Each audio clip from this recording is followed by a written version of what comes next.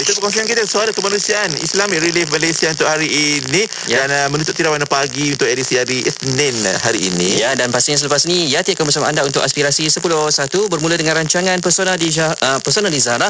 InsyaAllah Ustaz Amin hari ini akan bersama anda untuk bincangkan masih lagi tentang forensik keluarga. Apakah topiknya? Nantikan saja sebentar lagi, okey? InsyaAllah semuanya di warna pagi dan kita jumpa esok sehingga itu. Assalamualaikum warahmatullahi wabarakatuh. Rancangan itu tadi dibawakan kepada anda oleh Islamic Relief Malaysia. Hiburan mendidik jiwa hanya yang terbaik di IKIM, Inspirasi Emporia Islami.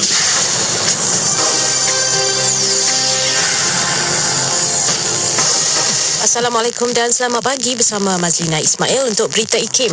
Kementerian Komunikasi dan Multimedia KKMM menubuhkan sebuah jawatankuasa khas bersama Telekom Malaysia Berhad TM untuk mengenal pasti kawasan tiada liputan internet atau capaian lemah bagi mengatasi masalah pelaksanaan proses pengajaran dan pembelajaran di rumah PDPR.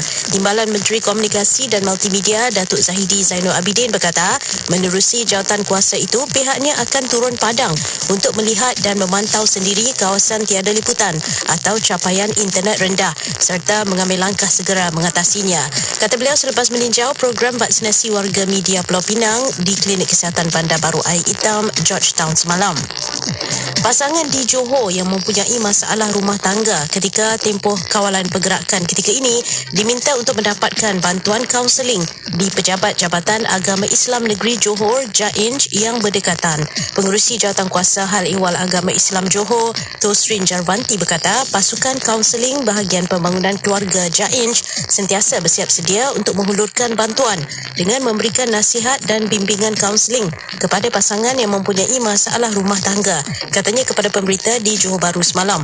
Beliau berkata demikian ketika diminta mengulas sekiranya JAINJ menyediakan perkhidmatan kaunseling kepada pasangan yang mempunyai masalah rumah tangga. Susulan terdapat laporan ada yang tertekan selepas menghadapi pelbagai masalah termasuk kehilangan pekerjaan semenjak pelaksanaan Perintah Kawalan Pergerakan PKP pada Mac tahun lepas.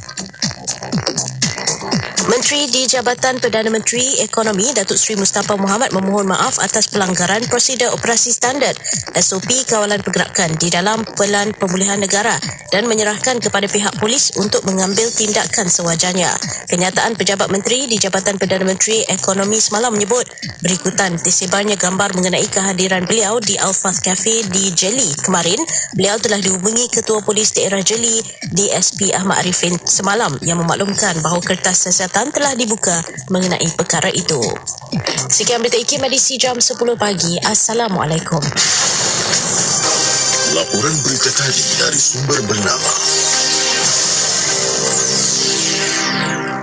Bismillah.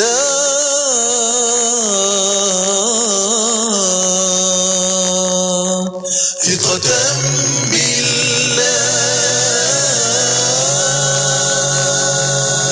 وتوكلا عليه وتوكلا عليه وتوكلا عليه وتوكلا عليه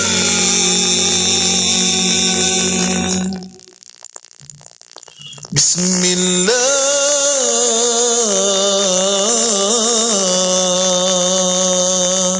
ثقة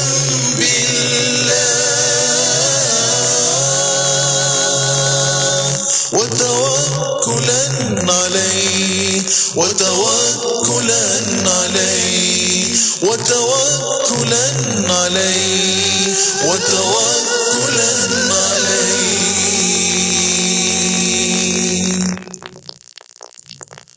بسم الله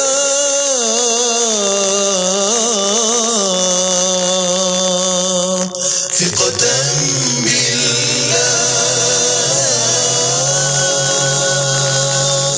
وتوكلا عليه وتوكلا عليه وتوكلا عليه وتوكلا عليه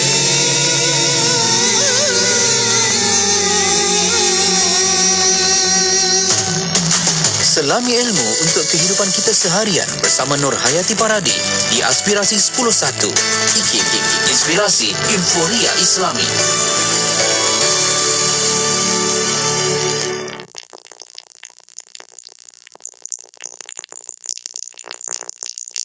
Assalamualaikum warahmatullahi wabarakatuh. Dimulakan dengan lafaz suci Bismillahirrahmanirrahim. Selamat dan salam buat Rasul junjungan Nabi Muhammad SAW. Selamat pagi, salam aspirasi untuk semua sahabat pendengar IKIM. Tak kira di mana jua anda berada. Alhamdulillah hari ini kembali kita bersama menerusi perkongsian aspirasi 10.1 bertemankan saya Nur Hayati Paradi. Apa pun nak ucapkan terima kasih terlebih dahulu untuk rakan-rakan Warna Pagi ni, Hazwan dan juga Sufi yang masih lagi dalam konti bersama dengan rakan pendengar. Terima kasih kepada mereka. Alhamdulillah. Dan kali ini bersama dengan Yati, kejap lagi kita bakal sama-sama berkongsi ilmu dalam forensik keluarga menerusi perkongsian Pesona di Zara bersama dengan Ustaz Muhammad Abdullah Alamin. Kita nak ceritakan tentang satu habit lah kan, kebiasaan. Ada tak antara kita suka melonggok-longgokkan baju berlonggok situ, sayang nak buang. Periuk berlonggok kat sini, tak boleh guna tapi sayang nak buang. Jadi apa yang boleh kita lakukan? Apa yang boleh kita lakukan? Jadi insya-Allah kalau macam mana kita sebenarnya nak membuang tabiat-tabiat tak elok itu, kejap lagi bersama dengan Ustaz Muhammad akan berkongsi dengan tips dan cara panduannya untuk sama-sama kita menjaga keluarga kita sebaik mungkin, insya-Allah. Kejap lagi kita akan bersama menerusi perkongsian di Pesona di Zara. Anda boleh ikuti secara langsung di FB IKIM FM, YouTube channel IKIM dan juga tentunya di Radio Institut Kefahaman Islam Malaysia. Kita dengarkan Darwis dengan Linangan Laduni hanya di IKIM Inspirasi Inforia Islami.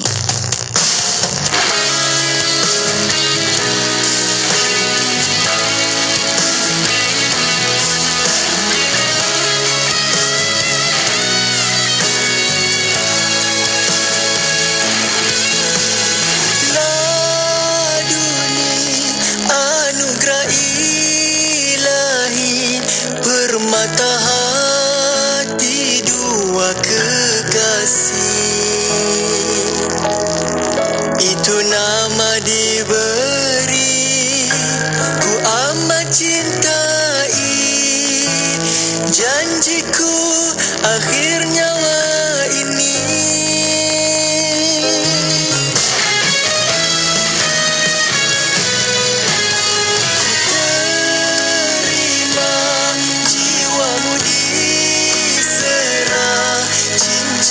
Jarimu ku tanda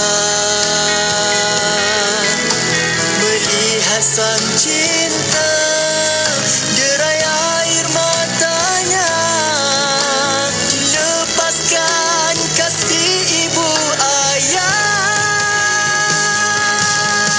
Tiada ganti kasih ibu ayah akan bawamu cinta.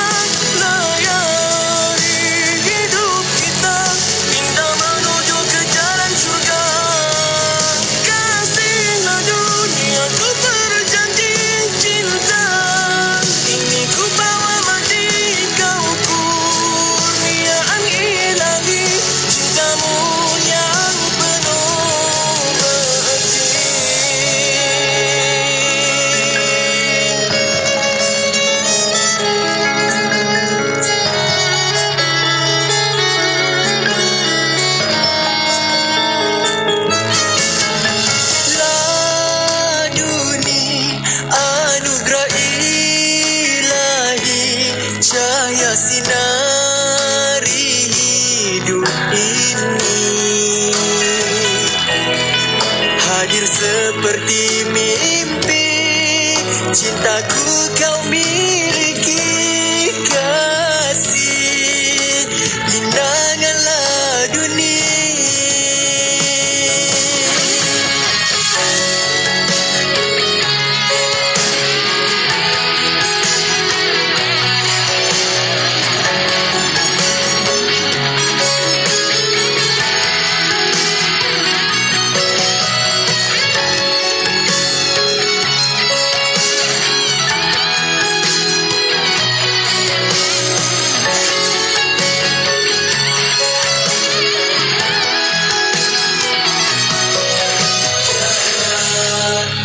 Kasih ibu ayah akan ku bawamu cinta, layari hidup kita indah menuju ke jalan syurga.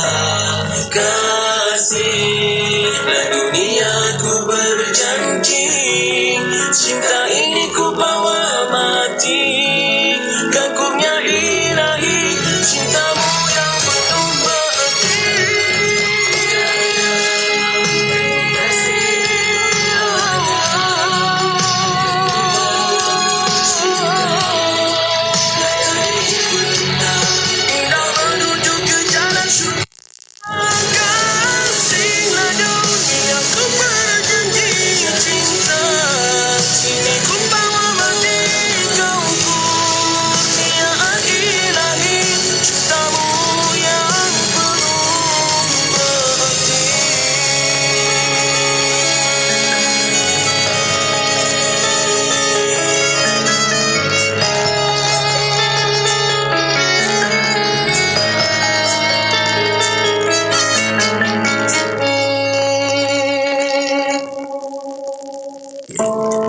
Perasaan anda jika dengar anak anda menangis kelaparan setiap hari kerana tiada makanan.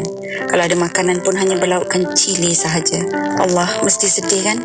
Lebih menyayat hati ramai anak-anak kekurangan zat sehingga perut mereka membusung kerana tidak dapat makan makanan yang berprotein. Apa kata kita bantu mereka dengan sedekah daging kurban melalui Serantau Muslim? Pahala kurban dapat, pahala sedekah pun dapat. Layari sekarang kurbanmudah.com atau hubungi 03 8408 1789. Sedekah Serantau Muslim. Buku Fiqh dan Perubatan Awal adalah buku baharu terbitan IKIM. Arahan perubatan awal merupakan arahan bertulis oleh pesakit untuk dikuatkuasakan pada waktu pesakit hilang upaya kognitif untuk membuat keputusan. Buku ini memperhalusi 3 isu utama iaitu batasan autonomi pesakit dalam membuat arahan, keupayaan kognitif pesakit dalam membuat arahan dan susunan kelayakan wakil pesakit dalam membuat keputusan melibatkan pesakit. Dengan harga RM20 sahaja, anda boleh dapatkan di ikimniaga.my dan Shopee. Hubungi 03-6204-6388 atau 389 untuk maklumat. Nuraisa, Nuraisa, kosmetik mesra wuduk Nuraisa. Nuraisa, Nuraisa, kosmetik mesra wuduk Nuraisa. Nuraisa, Nuraisa, Nuraisa, makeup mudah dibersihkan. Pilihan ramai wanita, kosmetik mesra wuduk Nuraisa. Ramai wanita, kosmetik mesra wuduk Nuraisa. Apa sah? Nuraisa. Sehingga 30 Jun sahaja. Jom rebut peluang 8 minit slot temu bual secara percuma dalam tempoh terhad. Jana semula perniagaan anda dengan mengiklankan produk atau perkhidmatan kepada lebih 1.561 juta pendengar Radio IKIM. Tempah pakej iklan khas Aidiladha di Radio IKIM hari ini. Hubungi unit pemasaran IKIM di talian 012-686-9236 atau 017-345-2564. Tarikh tutup permohonan iklan adalah pada 16 hari bulan setiap bulan. Sabda Rasulullah sallallahu alaihi wasallam, sesiapa yang ada kemampuan dan dia tidak melakukan ibadah korban, maka janganlah ia dekati tempat solat Idul Adha kami ini. Dikala kita sedang mampu ketika ini, ayo laksanakan ibadah korban bersama Yayasan Ikhlas sebagai tanda syukur terhadap nikmat kesenangan yang Allah telah berikan. Daftar sekarang www.korbanikhlas.com. Rasa cinta Raihana, Raihana, Raihana, Raihana, tamat makanan sunnah. Raihana, Raihana, rasa cinta sebenar. Raihana, Raihana, tamat makanan sunnah. Raihana, Raihana, semestinya Raihana. Assalamualaikum warahmatullahi wabarakatuh. Saya Saksi bin Baharin. Jom dapatkan produk Raihana dengan ejen dan stok berhampiran anda atau layari www.raihanamadu.com. Cetuskan rasa cinta Raihana di hatiku. Sekarang ni banyak dah buat online ya. Betul. Mawib pun dah mudahkan kita. Kalau nak menderma, bayar fidyah, bayar kafarah ataupun nak sumbangkan wang, semua dah boleh buat secara online. Baru aku teringat bulan puasa baru ni. Aku bayar zakat fitrah pun online je kepada Mawib. Ha, betul tu. Lebih mudah, cepat dan menjimatkan masa. Aku kena tanya isteri aku ni, ganti puasa macam mana? Kalau terpaksa bayar fidyah, boleh bayar secara online. Untuk guna kemudahan ni, layari ebaitulmal.mawib.gov.my. Ulang sekali lagi. ebaitulmal.mawib.gov.my. Bang, ni campur ni satu lagi. Berapa bang? Okey, kejap. Ni harga dia. Murahnya bang.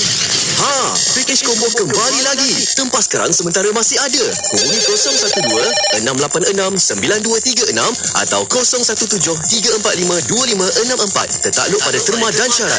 Hari tutup permohonan iklan adalah setiap 16 hari bulan pada setiap bulan. Sayang, kita belum buat lagi akikah anak kita ni. Tapi mahal sangat. Sampai RM1,000 seekor. Nak buat majlis pun tak sesuai sekarang ni. Apa kata kita cuba akikahcenter.com? Akikah apa? akikahcenter.com. Online je. Ya, saya dah buka akikahcenter.com. Sembelihan di Mekah, dapat video rakaman sembelihan, siap ada sebut nama anak lagi. Harga pun RM499 je bang.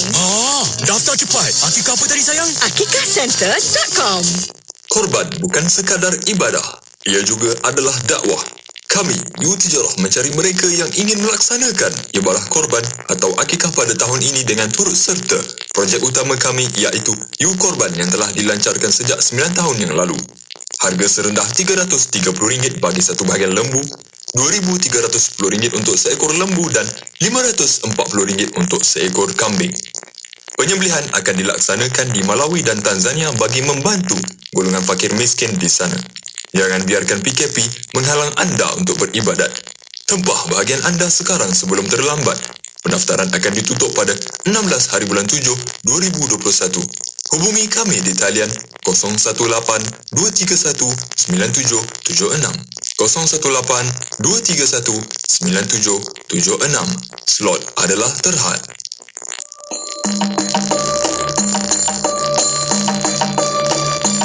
Masjid Kapitan Kling, Pulau Pinang.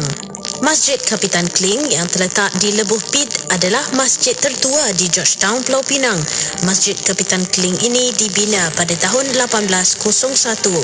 Seorang ketua kaum India Muslim dikenali sebagai Kapitan Kling, iaitu Chowdhury Mohuddin di Pulau Pinang adalah pengasas penubuhan masjid ini. Beliau telah memohon tanah dan mendapat kelulusan bagi pembinaan masjid tersebut. Keunikan masjid ini adalah di setiap sisi atap diletakkan hiasan seperti mahkota yang mempunyai hiasan jali, iaitu satu elemen seni bina Islam di India. Masjid Kapitan Kling memperlihatkan masyarakat Chulia telah berasimilasi dengan cara hidup Islam yang diamalkan dalam kalangan masyarakat Melayu, seterusnya menjadi mercu tanda Islam di Pulau Pinang.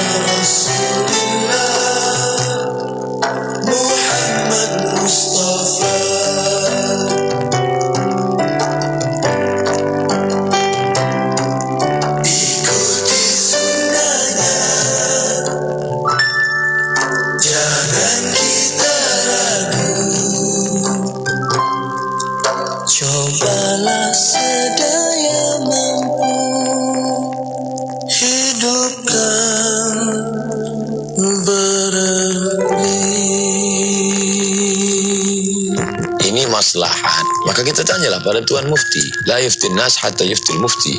Tak ada orang boleh keluarkan fatwa kecuali mufti. Mufti yang paling faham. Bila yang saya katakan ini bercanggah dengan fatwa Tuan Mufti, maka campakkan pendapatku pakat pendapat mufti.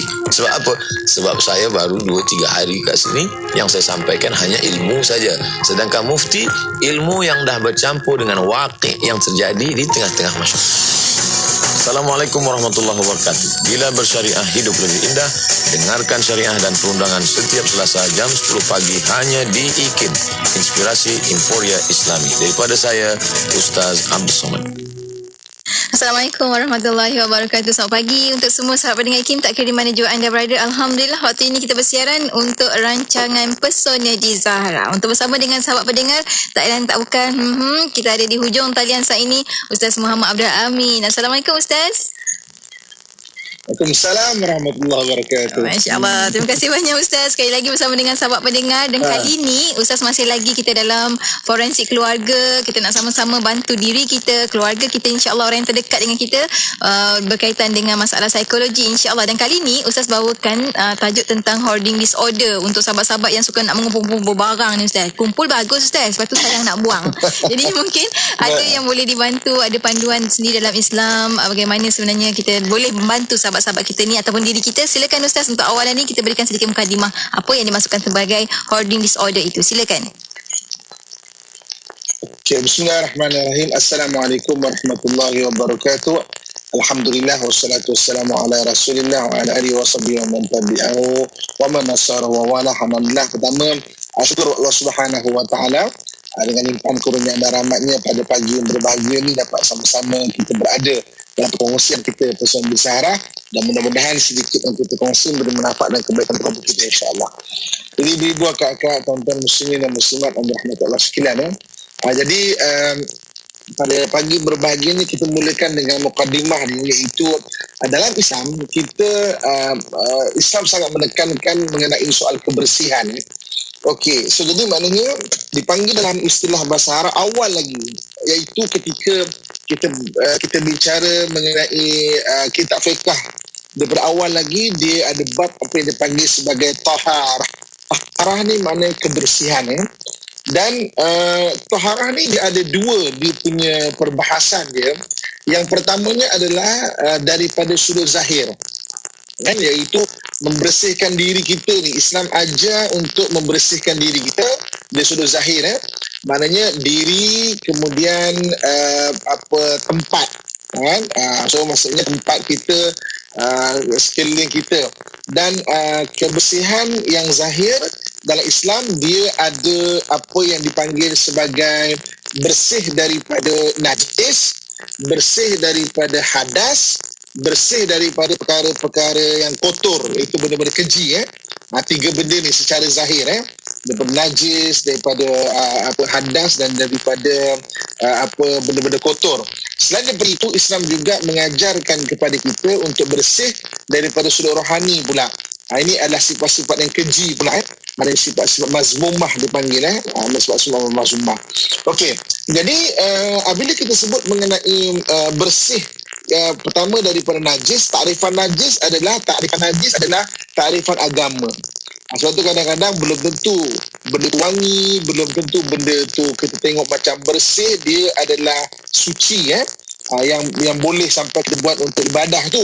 Dia maknanya najis adalah barang agama. Barang agama mana takrifan agama. Okey, kemudian hadas.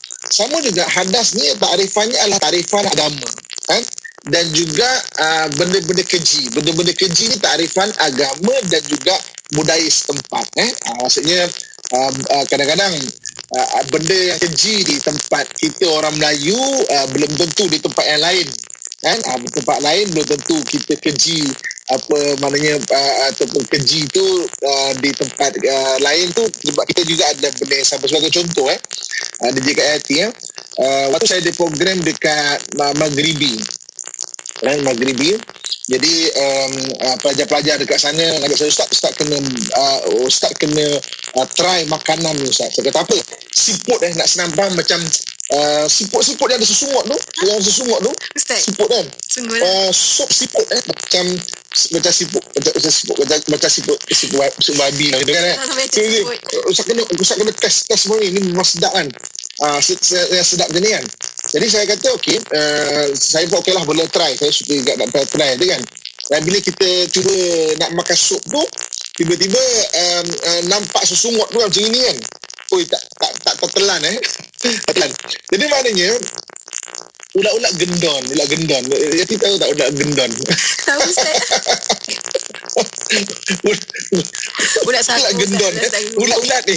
Ulat-ulat apa, ulat sagu lah, ulat apa semua tu. Sekarang negara benda tu tak keji. Kan? Contoh macam escargot. Macam dekat negara Eropah. Benda tak keji. Bagi kita nak makan ulat gendon tu, ulat sagu tu, ataupun siput babi semua sebagainya, kita keji. Tapi bila kawan-kawan saya daripada Maroko datang ke Malaysia, saya kata okey, sekarang ni saya nak ajak awak makan pula Malaysia punya masakan, iaitu siput sedut kita.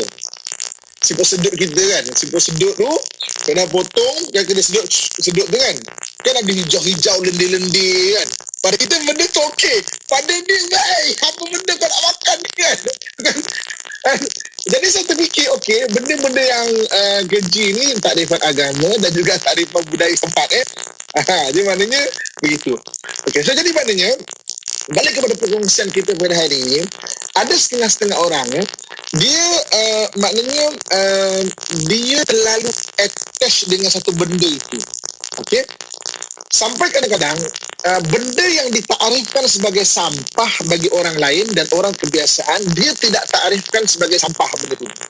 Dia terlalu attach benda itu sampai dia susah nak buang, sampai dia bermula dengan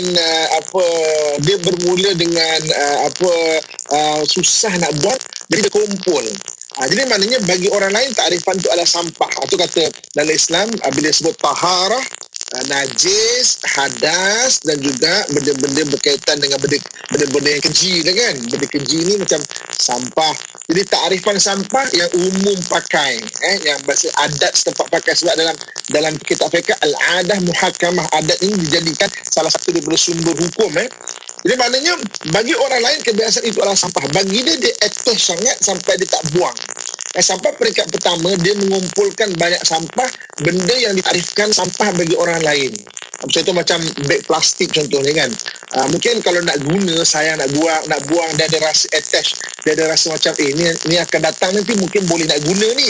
Tapi dah terlalu banyak, dah sampai jadi sampah. Maknanya dah sampai jadi sarang selipas dekat dalam laci tu. Sampai mungkin jadi sarang tikus contohnya. Begitu juga ada orang kadang-kadang bunga telur orang kahwin tu kan. Banyak kumpul sampai dia jadi sampah bunga telur. Begitu juga dengan kadang-kadang botol minyak masak kan. Banyak botol minyak masak tu kan. Botol shampoo. Memang kita ada rasa sayang nak buang mungkin boleh guna. Tapi sampai jadi banyak sangat sampai ditakrifkan sebagai sampah. Jadi maknanya bermula dengan sayang nak buang ni. Orang sayang nak buang ni mungkin dia ada benda nak guna kadang-kadang, ataupun kadang-kadang dia rasa nak guna tapi sebenarnya akhirnya pun dia tak guna pun. Anak-anak ataupun cucu yang datang diam-diam kita buangkan barang nenek ni, dia pun tak ingat barang tu. Dia pun ingat barang tu ada kan. Dalam store tu saya cakap lah, loyang dah pecah lah, periuk pecah lah, blender pecah lah,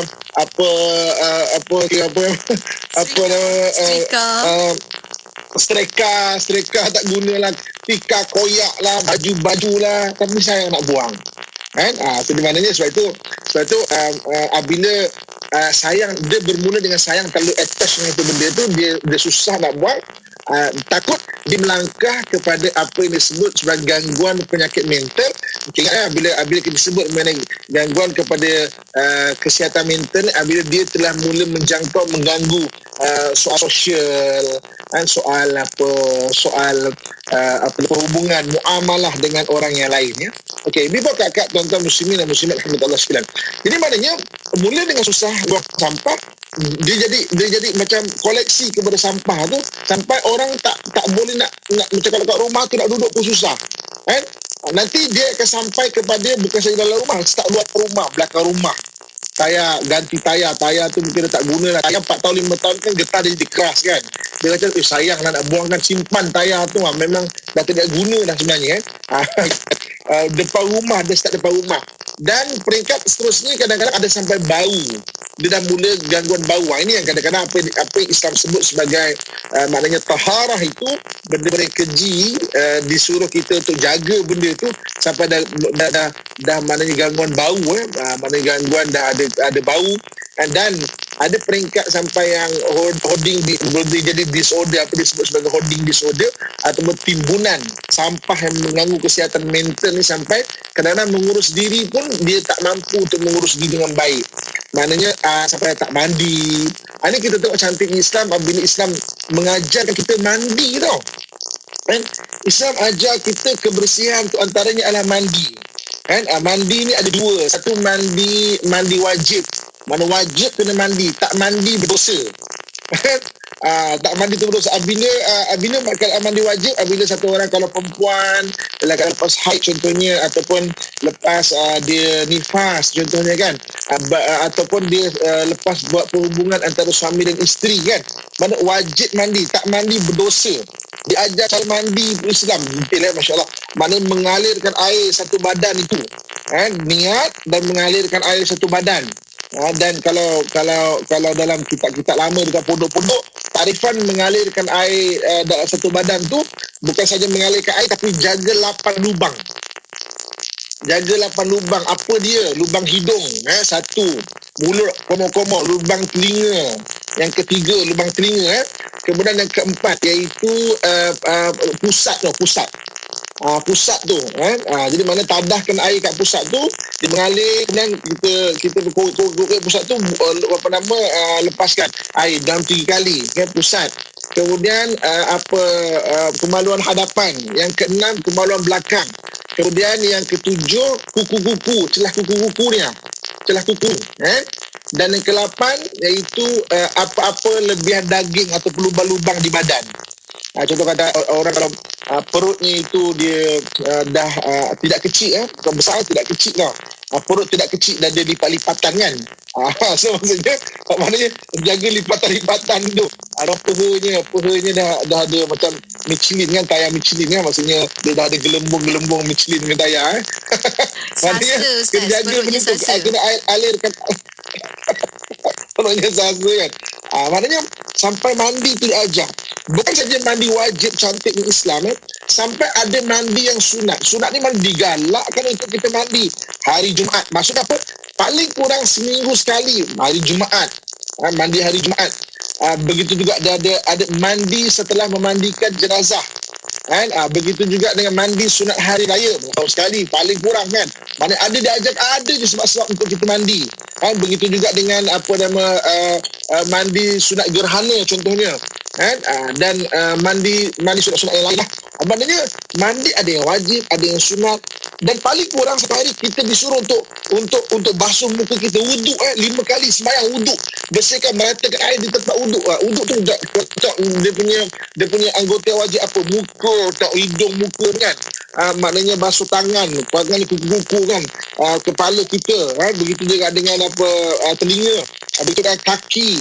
Nampak tak? Maksudnya disuruh kita menjaga kebersihan. Jadi hoarding disorder ni bukan saja sampai dia boleh mengumpul timbunan sampah-sampah, sampai kadang-kadang diri pun dia tidak dapat untuk menguruskan, sampai ada masalah mandi kadang-kadang ni. Jadi bila kakak tuan-tuan sekalian, okey, nanti kita bertirak sebentar, kita kongsikan lagi beberapa perkara. Kalau kita lihat apakah amalan-amalan yang boleh kita kongsikan untuk kita jadi orang yang bersih, taharah dengan mutatahirin, jadi orang yang bersih. Ya Allah kurniakan kebersihan insya-Allah. InsyaAllah. Ramai dah Ustaz yang rakan-rakan kita kumpulkan berkongsi juga, kumpul-kumpulkan barang. Adik kata sebab nak berkreatif Ustaz, tapi selama mana anda dah kreatif dengan barang-barang yang anda simpan, itu dia persoalan sebenarnya. Jadi kita akan sambung lepas kita berhenti rehat seketika untuk anda teruskan kongsikan apakah yang anda dah lakukan, barang apa yang anda simpan, dan kalau anda dah baiki, maknanya anda dah sihat lah kiranya kan, dah boleh buang. Macam mana cara anda boleh sampai anda boleh buang barang-barang yang anda rasa sayang tu kan. Kita kongsikan di sini sebagai panduan juga tips pada rakan-rakan yang lain, insya-Allah. Tekan butang share bagi yang sedang menyaksikan di FB IKIM FM. Kita kembali selepas kita berhenti rehat seketika hanya di IKIM Inspirasi Inforia Islami.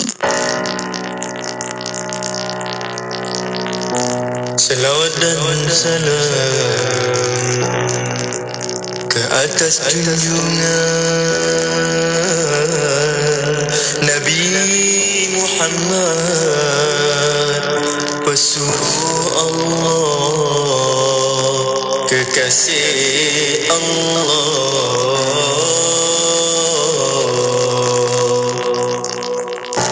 Muhammad ya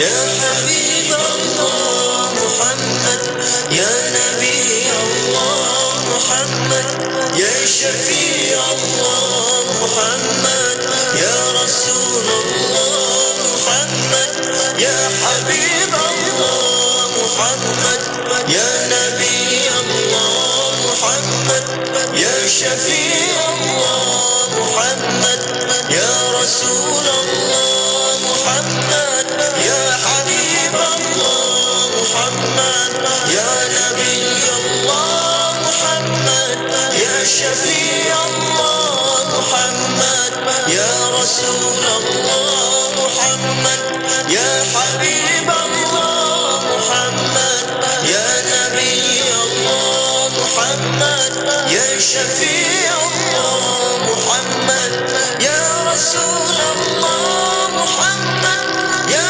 Habib Allah Muhammad, Ya Nabi Allah Muhammad, Ya Syafi Allah.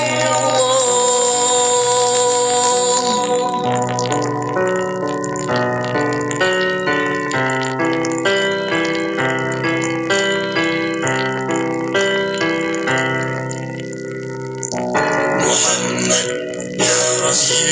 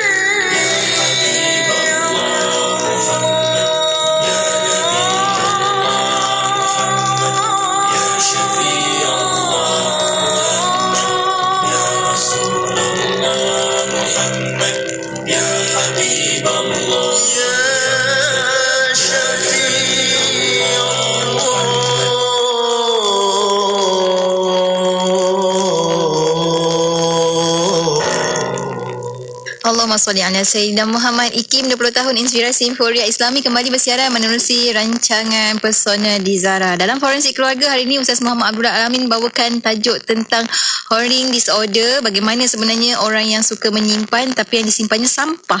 Rupanya katanya nak buat kenangan sebagainya, tapi Ustaz sampai tahap dia mengganggu Ustaz, mengganggu kesihatan mental. Bagaimana sebenarnya Ustaz? Satu, kita nak tahu, nak kenal di ciri-cirinya. Keduanya, kita nak tahu macam mana kita nak membantu ni Ustaz supaya kita boleh kurangkan, boleh kawal. Kalau boleh lagi lebih baik kita boleh sembuhkan Ustaz. Silakan. Okey, saya nak kongsikan dulu mengenai dia punya 5 tahap dia, 5 tahap ya. Okey, dia bermula dengan bila dia tak salah tau. Kita rasa sayang satu barang kita tapi terlalu attach sampai arifan orang biasa itu adalah sampah tapi kita tak perasan. Kan, maknanya tak perasan. Okey, jom kita tengok maknanya tahap 1. Tahap 1 dia panggil penimbunan atau hoarding ni.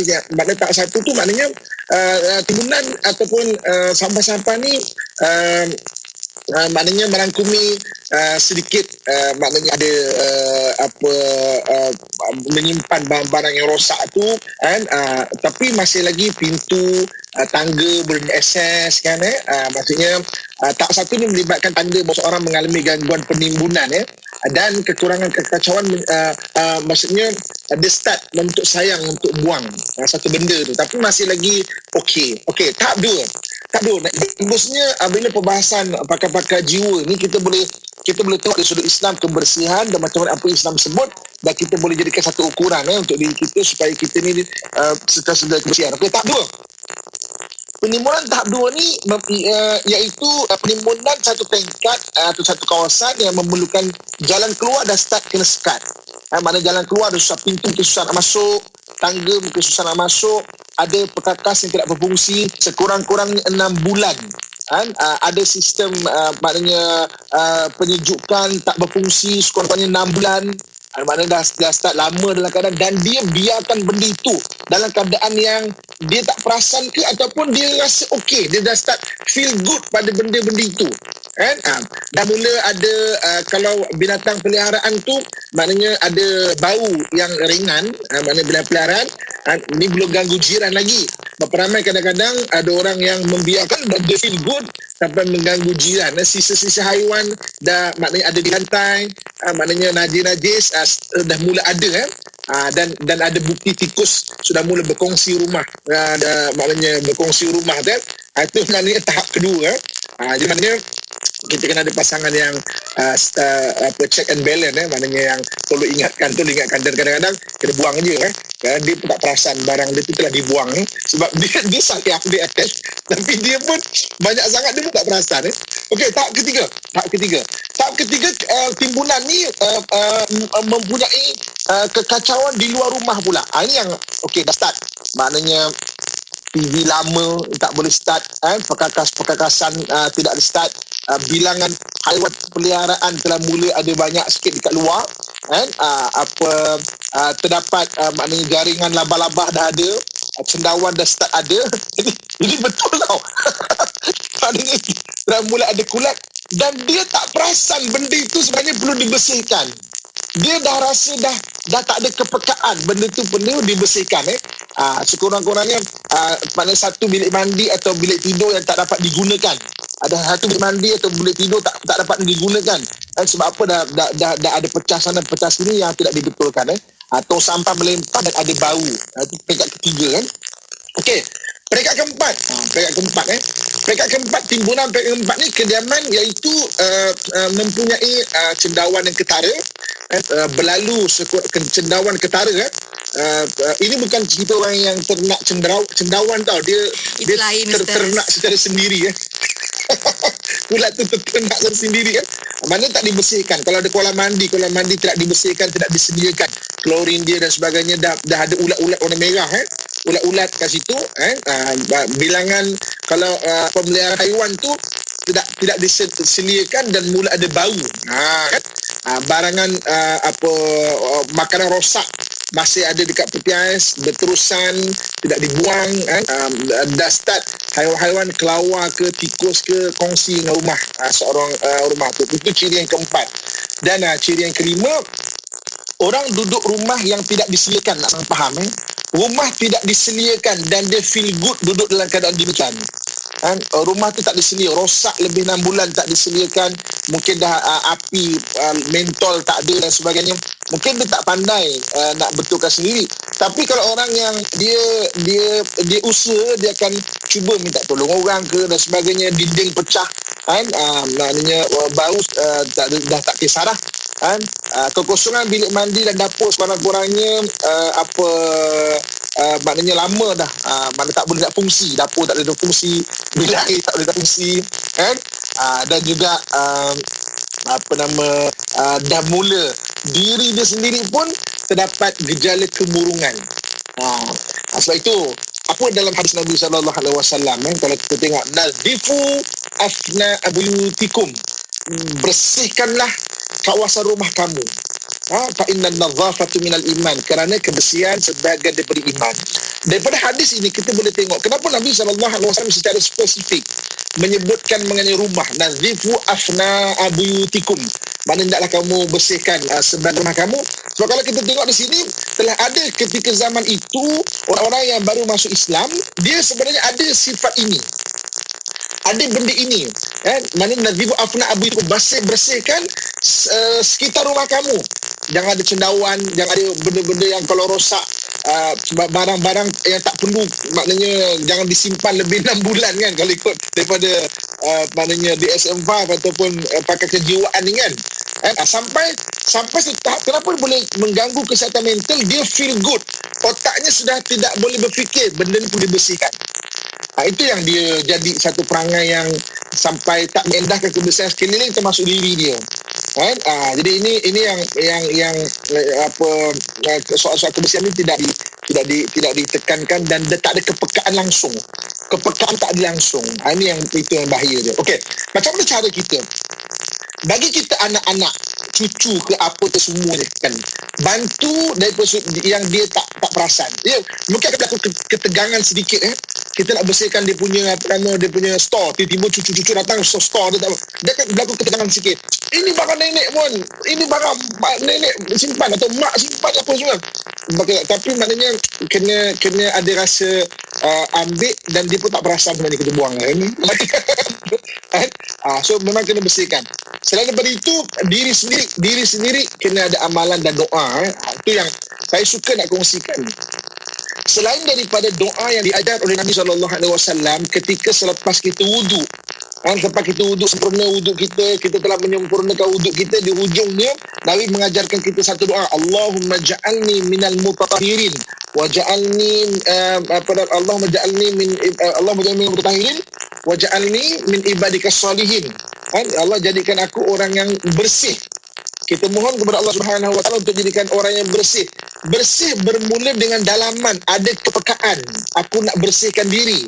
Kalau dalam ilmu taharah dalam kitab fiqh, yang zahir 3 benda. Bersih daripada najis, kita nampak tak tadi? Ciri-ciri yang kita cerita tahap 1 sampai tahap 5, ada najis haiwan yang bersepah pun dah tak ada kepekaan. Dah ada bau. Sampai mengganggu jiran. Sampai kucingnya mungkin dah tak lalu nak buang air dekat rumah dia sendiri, buang air ke rumah jiran. Bergaduh di jiran. Dan benda ni berlaku tau. Nanti ibu kakak boleh kongsikan cerita macam mana kucing rumah jiran datang ke rumah kita, sebab rumah dia pun dia tak lalu nak buang air. Dia pergi ke rumah kita atau rumah jiran, bergaduh jiran tau.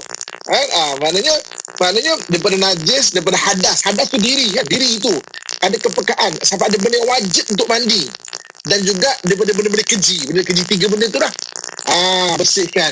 Nabi SAW sebut nadhifu afna abuyutikum, bersihkan kawasan rumah kamu. Nadhafa fa inna nadhafatu minal iman, kebersihan sebahagian daripada iman. Orang yang tidak punya kebersihan akan mewarisi 3 perkara. Yang pertama, mewarisi kekufuran. Sebab lawan kepada kebersihan, iman adalah kufur. Dia akan mewarisi kekufuran. Yang kedua, dia akan mewarisi kepapaan. Papa.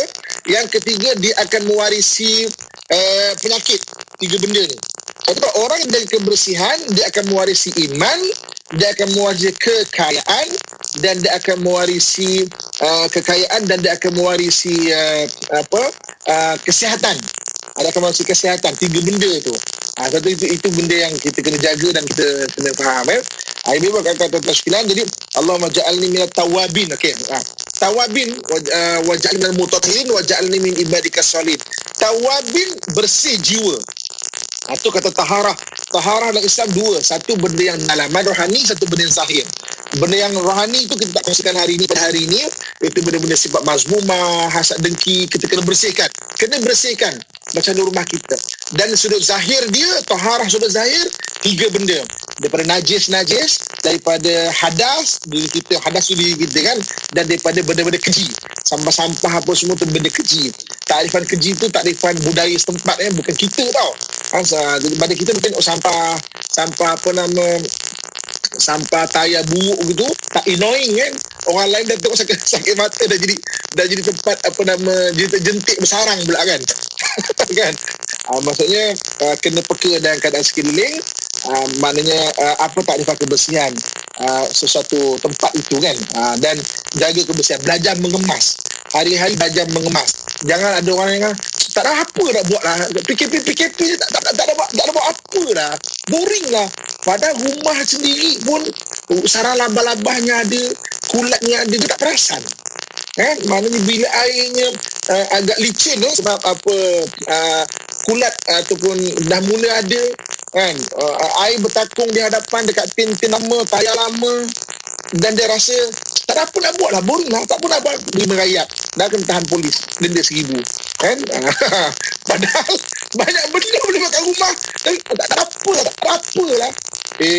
Faizi, tak ada apa kan kau bersini. Kita tunjukkan apa benda nak buat untuk rumah. Okey, wallahualam, insyaAllah kita ikut perkongsian yang boleh dikongsikan kepada seluruh tidak pendengar yang saya sayangi. Masya Allah, maksudnya kena rajin-rajin baca doa lepas ambil wuduk tu Ustaz ya. Masya Allah. Dan kita ada perkongsian-perkongsian daripada sahabat-sahabat kita ni Ustaz. Kita kongsikan daripada Yazrin Alina. Kata saya pernah kemas rumah family terjumpa buku latihan sekolah rendah Nun tu tahun 94 masih disimpan. Bila dibuang dimarah sebab ada sentimental value katanya. Allahu Akbar. Dan kita gabungkan Ustaz satu soalan daripada rakan kita di YouTube Ikim Ghafur Majid kata Ustaz, anda satu barang tu kita dah tak guna lebih daripada 6 bulan. Adakah boleh diiktirafkan kita sebagai tak guna barang tu dan sepatutnya disedekah ataupun diinfakkan Ustaz? Okey, apabila kita ada satu barang yang tak guna, yang kita nak guna boleh nak guna, okey, tapi bukan lebih daripada setahun. Sebab tu kalau di SMP disebut dalam 6 bulan kan. Kalau nak guna 6 bulan, okey kita guna. Kalau tak, mungkin ada benda emergency, katakan contoh plastik contoh kan. Kalau ke plastik kan, maksudnya kita ada 180 plastik kat situ kan. Plastik ke kedai kedai apa belum. Kita nak 10 cukup. Yang lain boleh lupuskan dengan cara yang bagus kan. Barang-barang kita hadiah kahwin 25 tahun lepas ada anak pun nak kahwin bang, ada kahwin 25 tahun lepas, ada dekat bawah katil kan. Ada kahwin kita rasa sayang tapi manfaatkan. Ini kadang-kadang kenapa boleh melangkah kepada gangguan mental tu sebab apa? Kita tak guna dia, benda tu bersepah, kita rasa sayang kita ada attachment dengan benda tu, ada kenangan, tapi biarlah benda tu bermanfaat. Lepas tu Nabi kata kemaskan. Bila ada depan mata kita kemaskan, kita susun baik-baik kan. Maksudnya kita akan nampak ni cawan hadiah kahwin ni boleh guna. Cawan tu mungkin dah expired ada punya. Mungkin expired dah kegunaan dia kan. Barang tu kan. Kalau kemas, belajar untuk detach. Kalau attach sangat dengan satu benda tu kadang manfaat sosial tu tak ada daripada sudut barang tu. Allahuakbar. InsyaAllah. Ni ada juga ni sahabat kita ni Ustaz, dia berikan antara perkara yang mungkin Ustaz boleh ulas tentang ni. Kata Nadia Abdullah kata setiap harta akan dihisap dan kita perlu beri hak untuk setiap harta itu. Satu, kalau ada barang yang tak boleh diguna, haknya ke tong sampah. Kalau ada harta yang boleh digunakan lagi tapi tak digunakan, contohnya baju lama sebagainya, haknya ke pusat kita semula. Orang-orang yang memerlukan ada ataupun dijual. Macam Ustaz boleh komen sikit tentang ni. Betul. Setiap benda tu ada hak dia. Sebab tu maksudnya Nabi sebut bersihkan rumah kamu. Contoh macam sampah. Hak sampah tu letaknya di mana? Dia bukan letaknya tu dekat kita punya peti ais. Barang tu dah pasti dah dia punya expired date dia dah lepas kan. Tempatnya hak dia tong sampah. Tong sampah tu mana bukan kita buang tepi jalan, dia ada hak dia. Hak dia kat tong sampah. Tong sampah tu pula nanti haknya akan dibawa kepada tempat pelupusan. Jadi bila kita faham benda ni, setiap benda tu ada hak dia, benda tu akan tersusun dengan teratur. Baju kita dah tak pakai, kita tengok ada hak dia, mungkin boleh hadiahkan ataupun boleh sedekahkan kepada orang lain. Maknanya baju kita, dulu kita badan kan maknanya 38, 25, 38, sekarang dah 40 kan. Maknanya ada baju-baju yang tak sesuai dengan saiz kita dah sekarang 40 kan. Maknanya mungkin barang tu nanti boleh dihadiahkan kepada orang lain yang memang memerlukan. Jadi adalah manfaat dia, jadi ada hak dia.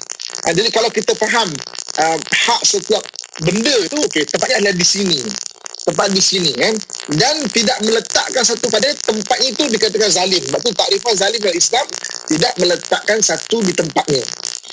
Zalim maksudnya zalim kepada diri kita, kepada yang sepatutnya kan. Maknanya barang dah habis, sampah. Kalau nak perlukan sebagai barang kreatif, okey, kita buatlah kreatif. Jangan simpan lebih daripada 6 bulan, dia akan jadi sampah. Confirm dia akan jadi sampah. Wallahualam. InsyaAllah. Kita ada Jamila Ramli kata apa yang Ustaz sebut tadi semua ada sahabat kita simpan. Maknanya ada tadi macam-macam barang-barang yang Ustaz kata simpan tu kan memang dia ada. Sudahnya penuh satu stor. Boleh jadi gaduh dengan suami, sayang nak buang. Sudahnya suami dan anak-anak kemas, nampak lapang stor. Maknanya sendirilah sebenarnya ada satisfaction. Tapi itulah Ustaz, kita tak nak jadi pergaduhan begini. Macam mana Ustaz kita nak lembutkan hati? Orang yang suka nak menyimpan ni supaya dia lembut hati, bolehlah bagi kita peluang untuk buang apa yang tak patutnya Ustaz. saya faham apa yang Puan sebut. Maknanya kadang-kadang memang sebab dia ada attach dengan barang tu, boleh jadi gaduh tau. Lelaki nak buang tak bagi, boleh jadi gaduh tau. Okey, tapi sebenarnya apa yang kita kena faham juga kadang-kadang, itulah kegunaan pasangan yang dia saling melengkapi. Maknanya pasangan seorang lagi memang sayang, semua benda nak disimpan, store tu penuh kan. Seorang lagi dia memang tak guna buang, maksudnya berlaku pertengkaran kecil-kecil itu adalah satu sistem untuk kita faham. Maksudnya pergaduhan ni, rumah tangga ni dia bukan mesti semua setuju, semua yes ma'am ataupun yes sir. Kadang-kadang ada satu perselisihan pendapat kecil-kecil tu bagus untuk kita saling memahami. Macam kalau enjin tu gigi tu macam nak ngam kan, dia kena ada gegut sikit lah baru nak masuk betul-betul kan. Kalau kita nak masukkan tu gigi tu kena memang gerak sikit lah. Kena ketuk pun ada sikit untuk dia masuk betul-betul kan. Jadi maknanya pertengkaran tu maknanya memang kena perlu dan kita selesaikan lah. Okey, bagi orang macam ni kadang-kadang kalau dia dah di tahap terlalu attach, dia tak boleh fikir dah sebenarnya. Kita yang kena buat keputusan untuk mereka kan. Sebab tu kadang ada yang anak cucu kan buang secara mak dia tak perasan, secara ayah dia tak perasan, dan ayah dia pun tak perasan pun benda tu dah tak ada kat dia dah kan. Maksudnya tolong kemas, tolong buangkan, kerana kita kena tolong buat keputusan untuk dia, dan dia kadang-kadang memang tak boleh buat keputusan sebab benda tu dah tak ada cara pemikiran yang benda ni perlu atau benda tak perlu, nak buang atau tak buang, benda tu tak ada kat dia. Semua benda tak boleh nak dibuang, yang dalam pemikiran dia semua benda tak boleh nak buang. So kita kena buat keputusan bagi pihak dia. Kena tegas Ustaz kan. Proses ni memang payah lah Ustaz kan. Nampak macam senang je, benda yang menimbul sampah buang, tapi ni kadang-kadang melalui proses yang susah, yang sukar kena bertegas dan juga kena keras juga lah Ustaz kan. Tapi kita sampai hujung-hujung Ustaz untuk topik kita pada hari ni. Mungkin ada di hujung ni pesan-pesan Ustaz untuk rakan-rakan pendengar kita. Silakan. Ibu kakak tuan-tuan sekalian, saya suka nak menekankan kembali doa yang Nabi SAW ajarkan selepas kita ambil wuduk. Ambil wuduk ni dia adalah sebagai bertaharah. Taharah ni makna kebersihan ya. Kalau kita baca kitab fiqh, macam saya sebut, kebersihan ni dia adalah benda yang awal diajar dalam Islam. Kan? Kebersihan ada dua. Satu yang zahir, satu yang dalaman, yang rohani. Yang rohani ni sifat-sifat yang busu punya sifat, kasih buang lah kakak kan. Mana dalam tasak dengki, buruk sangka, kena buang lah kakak. Okey, jadi yang zahir tiga benda, iaitu benda-benda najis, benda-benda hadas dan benda-benda keji benda keji. Jadi maknanya benda-benda najis kita faham, benda najis takrifan agama, benda-benda hadas kita faham dah, kita dah kongsikan. Benda-benda keji ni antara sampah-sampah adalah takrifan adat kebiasaan satu benda tu kan. So mana kita kena seliakan maknanya sampah-sampah ataupun benda-benda waste yang tak guna ni kita kena seliakan. Ibu-ibu kakak tuan-tuan muslim-muslimat rahmatullah sekalian, kita tengok hadis Nabi SAW, Nabi anjurkan kalau kita berpegang dengan hadis ini hari-hari, pertama PKP, banyak masa kita kat rumah, cuba duduk tengok kan. Kalau kita mau jujur, kadang-kadang sarang laba-laba, cendawan-cendawan, lumuk-lumuk dekat dapur tu, itu banyak benda. Itu nak menyentalnya pun setengah hari kak, abang-abang nak menyentalnya setengah hari kadang-kadang. Dan kenapa kita kira-kira tak ada kerja lah, kita tak perasan dengan benda-benda macam tu. So di mana balik kepada hadis Nabi, secara realistik tengok keliling, apa benda yang boleh kita kemas keliling kita tengok secara realistik dia kan, hidup secara realistik. So di mana kalau kita faham benda tu, mudah-mudahan kalau kita semua menjaga kebersihan, kita adalah menjaga orang-orang yang maknanya sebagai umat Muhammad yang dianjurkan untuk jaga kebersihan. Jadi amalkan doa. Doa ni bukan saja boleh dibaca, hanya dibaca selepas